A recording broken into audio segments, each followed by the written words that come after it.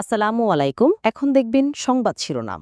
গণভোটের বিষয়টি এখনো কমিশনের নজরে আসেনি, মন্তব্য ইসি আনোয়ারুলের। নভেম্বরে গণভোটের দাবি জামায়াত নেতা পরোয়ারের। গাজীপুরের জয়দেবপুরে মোহনগঞ্জ এক্সপ্রেসের বগি লাইনচ্যুত, ব্যাহত ট্রেন চলাচল, চলছে উদ্ধার কাজ। কুমিল্লার মুরাদনগরে শিশু আদিবা হত্যার ঘটনায় ক্ষোভে ফুঁসছে এলাকাবাসী। নিখোঁজের 7 দিন পর উদ্ধার হয় মরদেহ। কুড়িগ্রামের রৌমারীতে খাদ্য বান্ধব কর্মসূচিতে পচা দুর্গন্ধযুক্ত চাল বিক্রি। সাবেক খাদ্য গুদাম কর্মকর্তার বিরুদ্ধে কোটি টাকা হাতিয়ে নেওয়ার অভিযোগ। খুলনা নগরীর প্রবেশ মুখে বর্জ্য সংগ্রহের ডাম্পিং পয়েন্ট, সড়কে জড়ো করা হচ্ছে ময়লা আবর্জনা, দুর্গন্ধে অতিষ্ঠ যাত্রী ও স্থানীয়রা। পিরোজপুরে বৈঠাকাটা ভাসমান হাট নজর কাটছে পর্যটকদের। ইকো অ্যান্ড অ্যাগ্রো ট্যুরিজমের আওতায় আনার উদ্যোগ প্রশাসনের। এতক্ষণ শুনছিলেন সংবাদ শিরোনাম, এখন দেখবেন বিস্তারিত।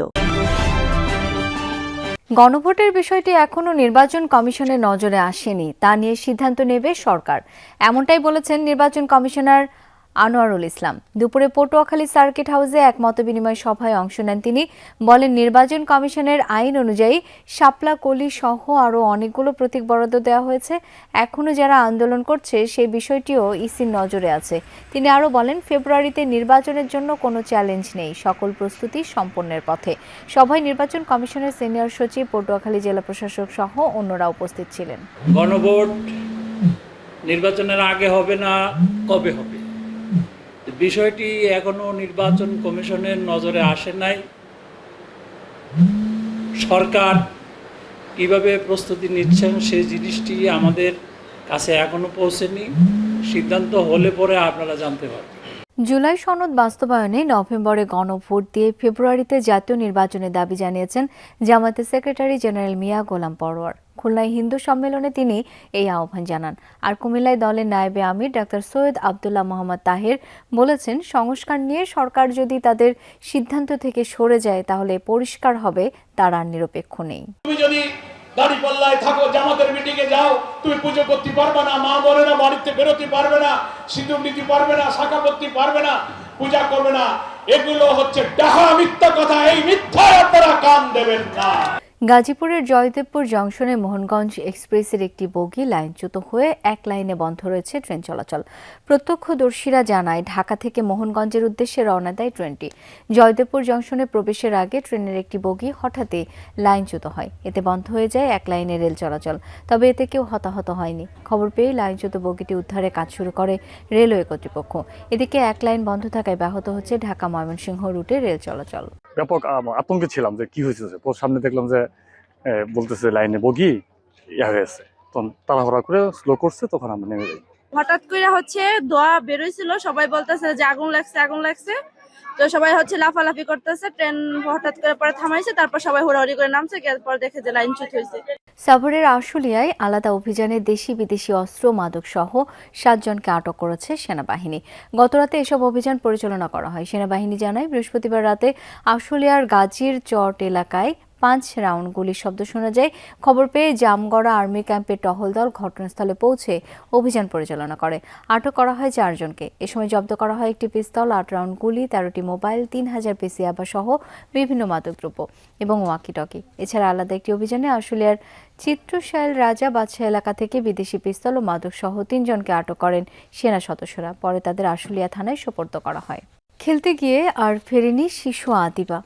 নিখোঁজের 7 দিন পর গলায় পাথর বাঁধা অবস্থায় কুমিল্লার মুরাদনগরের সীমানার পার গ্রামের একটি পুকুরে পাওয়া যায় শিশুটির মরদেহ। কেন এই নির্মমতা, এমন প্রশ্ন স্বজন আর প্রতিবেশীদের। ঘটনা তদন্তে কাজ শুরু করেছে পুলিশ।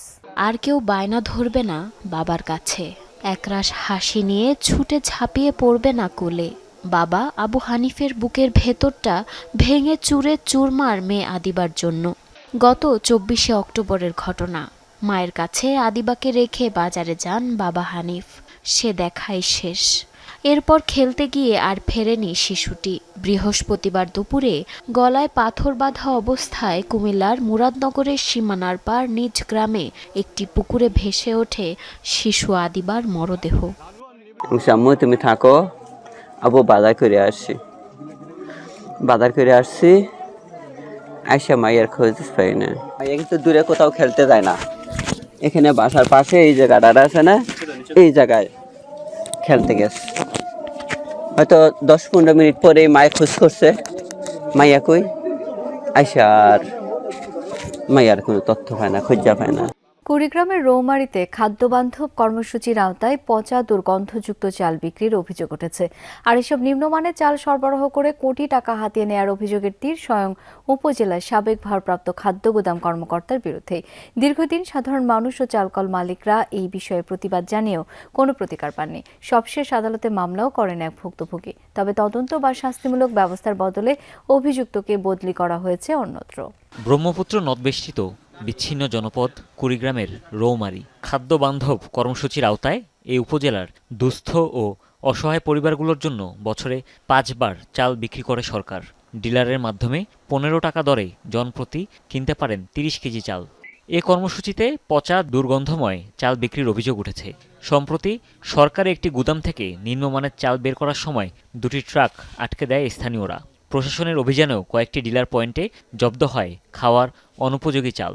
গরু ছাগলটা খাওয়াই দিছি, মানুষে খাওয়ার মতো চাল দেনা আর কি দেনা। ডিসি ফুডের লোকজন গেছিল, আপনার দুদকের লোকজন গেছিল, আমরা স্থানীয়ভাবে উপজেলা প্রশাসনকেও জানিয়েছি, কিন্তু দেখা গেছে যে এদেরকে আমরা শুধু নিয়েই গেছি, জানাইছি, কিন্তু এর কোনো উপকার হয় নাই। 2022 সালের ডিসেম্বর থেকে 25শে সেপ্টেম্বর পর্যন্ত রৌমারী খাদ্য গুদামের দায়িত্বে ছিলেন মোহাম্মদ শহীদুল্লাহ। খুলনা নগরের অন্যতম প্রবেশদ্বারে তৈরি করা হয়েছে বর্জ্য সংগ্রহের সেকেন্ডারি ডাম্পিং পয়েন্ট। এলাকার ময়লা আবর্জনা ফেলা হয় ব্যস্ত সড়কের পাশে খোলা জায়গায়। এতে দুর্গন্ধে অতিষ্ঠ আশপাশের বাসিন্দা ও এই পথে যাতায়াতকারীরা। ময়লার ভাগাড়ের আশপাশে রয়েছে কয়েকটি শিক্ষা প্রতিষ্ঠানও। সংশ্লিষ্ট কর্তৃপক্ষকে বারবার জানানো হলেও মেলেনি সমাধান। ব্যানারে স্পষ্ট লেখা এখানে ময়লা ফেলা নিষেধ, অথচ বাস্তবে উল্টো চিত্র। ব্যানারের নিচেই গড়ে উঠেছে খুলনা নগরীর অন্যতম বড় বর্জ্যের ভাগাড়। দুর্গন্ধে এ পথ দিয়ে চলাচলই দায়। খুলনার অন্যতম প্রবেশদ্বার গল্লামারী সড়ক। গোটা দক্ষিণ পশ্চিম অঞ্চলের মানুষদের বিভাগীয় শহরে যাতায়াত করতে হয় এই একটি সড়ক দিয়েই। তবে এখানে মূল সড়কের ওপরই গড়ে উঠেছে বর্জ্য সংগ্রহের সেকেন্ডারি ডাম্পিং পয়েন্ট। বিভিন্ন স্থান থেকে ময়লা এনে জড়ো করা হয়, অথচ রাস্তার পাশেই খুলনা বিশ্ববিদ্যালয় ছাড়াও রয়েছে আরও কয়েকটি শিক্ষা প্রতিষ্ঠান।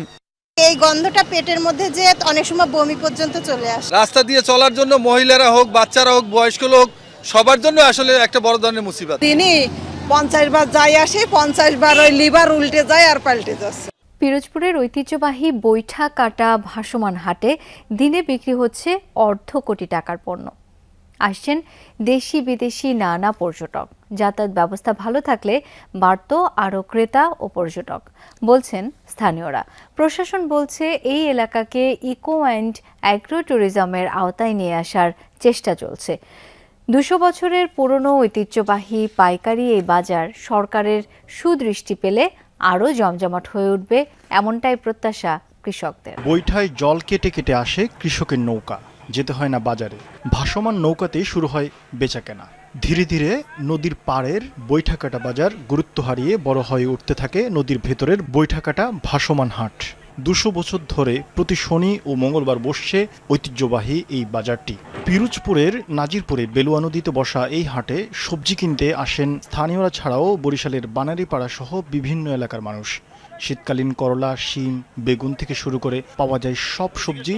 গ্রীষ্মকালে আসে আম, তরমুজের চালান। প্রতি হাটে বিক্রি কিনে হয় প্রায় অর্ধ কোটি টাকার পণ্য। বাজারটা ঐতিহ্যবাহী বাজার, অনেক পুরানো। হাটের দিন আপনার বাজারের যে প্রপারে বাজার প্রপারে কেনা বেচার সমস্ত দিন।